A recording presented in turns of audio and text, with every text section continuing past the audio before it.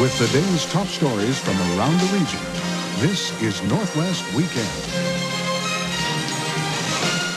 U.S. Senator Slade Gordon says the Yakima Valley may finally rid its reputation as a Northwest drug funnel.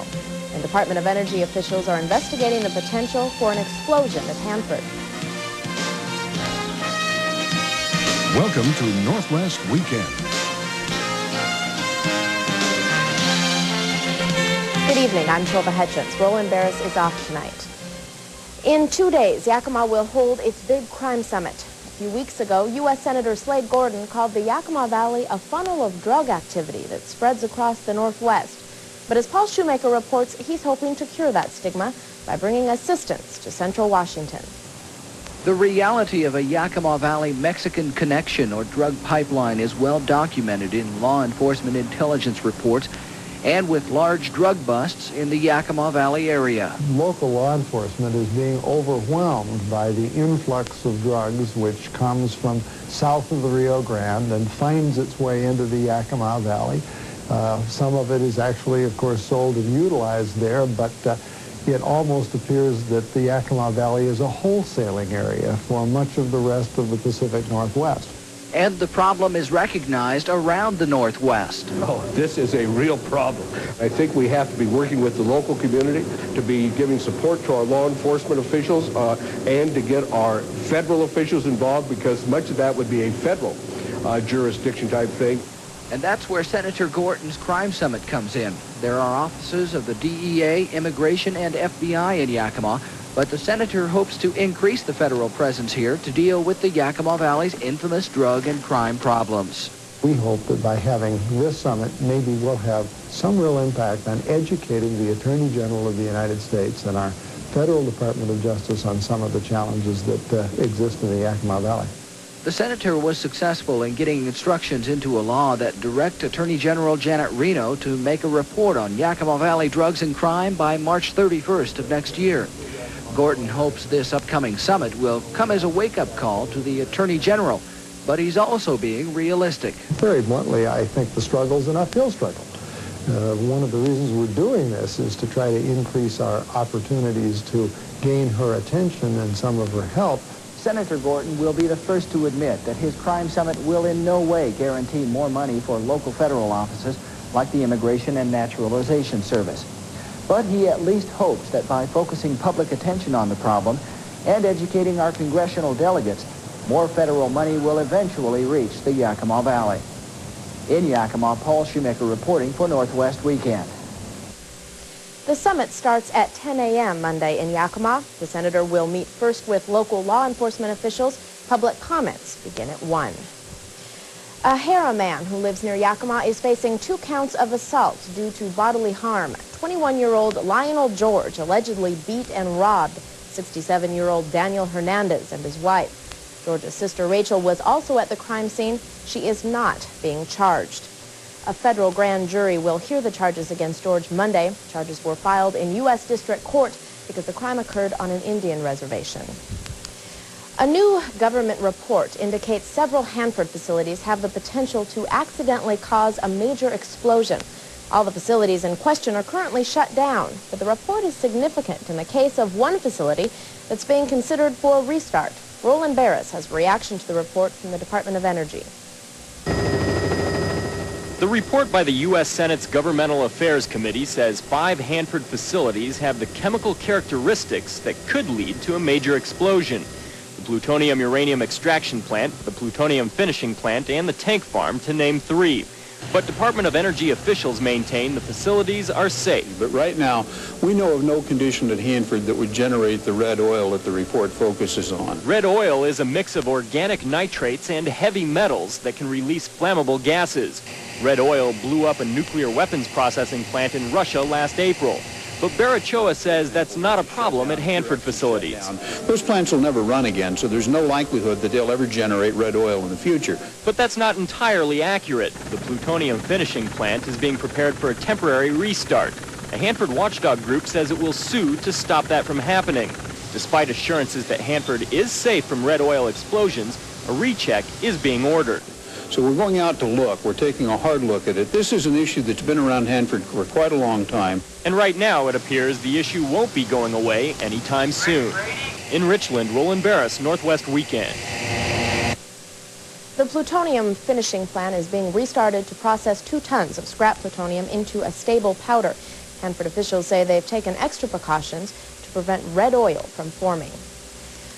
Oregon State employees are coming up with innovative ways to cut the state's budget. This week, more than 2,000 employees of the Adult and Family Services Division handed in nearly 4,000 ideas on how to save money. One idea is to use bikes instead of cars for most state travel. Another is to substitute pencils for pens that are often stolen from agency counters. Now, with the help of Governor Roberts, employees are trying to cut $200 million from Oregon's state budget. All the money in the world won't buy holiday spirit, and that's exactly what some elderly citizens got a taste of today. They were greeted from mid-Columbia teenagers who took time out to bring cheer to residents of area retirement homes. Some people were just like, some people didn't like it, but then lots of people were real thankful, and some of them were really emotional. But they were real friendly. Yeah. The students are part of the Bon High Board from the Bon Marché. They were passing out specifically decorated candy canes. They planned on visiting injured children at Cadlick Hospital, but also in tune with holiday cheer, Cadlick is apparently out of injured kids. A former congressman says he used to work as an informant for the FBI. Only during his time undercover, he says the FBI spent its time humiliating him. This story when Northwest Weekend returns.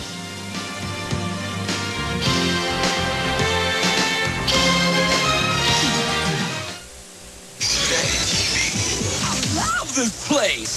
It's the new Burger King Everyday Value Menu, featuring the great-tasting flame-broiled Whopper with fries and a drink for only $2.99. Just one of many Burger King favorites at new, lower, everyday prices. We're having it our way. Check your Burger King for their everyday low prices and try the delicious Big Original Chicken Sandwich with golden fries and a drink for only $2.99. Value every day. Have it your way. Come on in and check out the Everyday Value Menu for yourself. It may not look busy, but this Dodge Intrepid is processing 2 million pieces of information per second. Its remarkable computer network constantly analyzes data that helps it choose shift points, optimize fuel economy, even maintain the inside temperature you want. Just think, with 5 seconds left in this commercial, Intrepid still has about 10 million things to do. Visit your Northwest Dodge dealer for a great selection of new Intrepids. The Wilcox boys would like to wish you and yours the very best this holiday season. Right now at Wilcox Furniture's holiday sale, you'll find a great selection of gifts for the entire family. You'll find outstanding values on RCA home theater systems, RCA big screen TVs, and RCA VCRs. Remember, you can buy with no financial investment for 90 days. For spectacular savings on RCA home electronics, shop the holiday sale at Wilcox Furniture in Hermiston, Pendleton, and at State Line and Milton Freewater. You can depend on the Wilcox boys. Topping national news tonight, former Kentucky Congressman Carol Hubbard says he was an informant for the FBI. He says he's coming forward with his story now because the FBI humiliated him and relished doing it. Mike Von Frem reports. The Justice Department confirms it used the former Kentucky congressman as an informer who wore secret recording devices in an effort to uncover wrongdoing in government. As a former member of Congress, the Justice Department enjoyed very much having me as a puppet almost for 6.5 months. Actually, I was an FBI slave. Hubbard says he regrets working undercover, but at the time was under investigation for writing 152 House bank overdrafts. He agreed to cooperate in exchange for a promise of leniency if charges were brought against him. He claims that the FBI once used him to try to catch possible Libyan terrorists who may have been involved in the Pan Am Flight 103 crash. But he says he decided to stop doing undercover work when the agency asked him to begin posing next year as a lobbyist to investigate members of Congress. Their main thrust coming up was for me to participate starting January the 4th when I could legally lobby members of Congress to take members one at a time to dinner in an Abscam 2 sting. The Justice Department denies that claim, but Hubbard says he hopes to testify about it in congressional hearings. He says one of the reasons he has decided to go public with all this is because of the degrading way the FBI treated him. You served 9 terms, and yet what was the code name they had for you? They had me sign my name at least a dozen times as Elmer Fudd. This was their way of making fun of a former member of Congress. In international news tonight, in Russia, a historic vote has begun. Russians are heading to the polls to vote for their first post-Soviet parliament and constitution. Many are growing impatient with President Boris Yeltsin's democratic reforms, but Yeltsin's prime minister is warning that if voters reject the constitution, Yeltsin might declare direct presidential rule.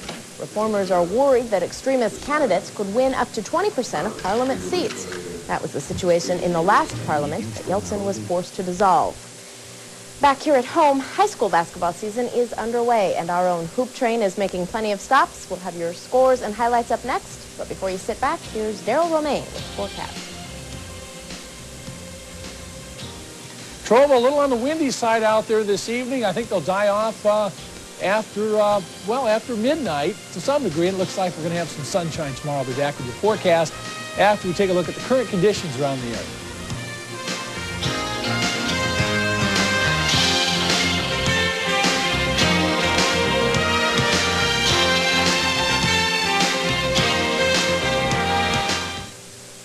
Achieve the American dream. Be your own boss. Take control of your future. It takes more than dreams to create a thriving business. Many don't make it 5 years. What are the keys to building a successful business? Mondays on KVEW News, you'll get a look at some of the top performing businesses in our area. Learn how these professionals maintain excellence and a competitive edge. Success Stories, Mondays on KVEW News 42, sponsored by Advantage Marketing. Hi, this is Tom Spencer at the Humane Society with Director Diane Weber and a couple of beautiful animals for this week's Pet of the Week. These 2 are lab mixes, but we have dozens of other puppies and kittens just waiting for adoption, and their adoption fee is very small. It's only $50, and part of it goes towards having them altered. So please give us a call at 545-9301 and take one of these gorgeous puppies home. Pet of the Week is sponsored by Columbia Spay and Neuter Clinic, where your pet's health is our #1 priority. Hi folks, I'm Russ Dean, and our pride is on the line right now at Russ Dean Ford Nissan. You see, this Saturday night marks the end of the 1993 Year in Leadership Challenge, and we will be open until the last customer served every single night until Saturday night, even if it takes till Sunday morning. You see, we are committed to win this contest, and we don't care what the competition's doing. We know what we're doing. The lowest prices, the best value, the best financing, highest trades. Come see us right now.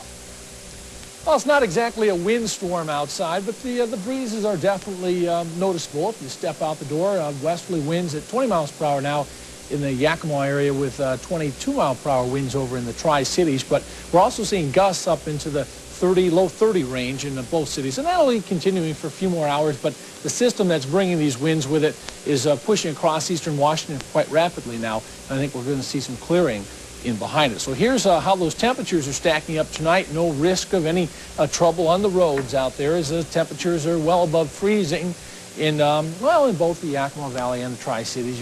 I say well above freezing, and yeah, it's 43. That's well above 46 in the valley. So we're going to be down near freezing tonight, though with the skies clearing out in behind this push of a little bit colder air that's going to be coming in behind the front. You can see highs tomorrow should make it up into the 40s across much of the Yakima Valley towards the Tri-Cities, but just to the north up towards Ellensburg, Wenatchee, they'll probably settle into upper 30s for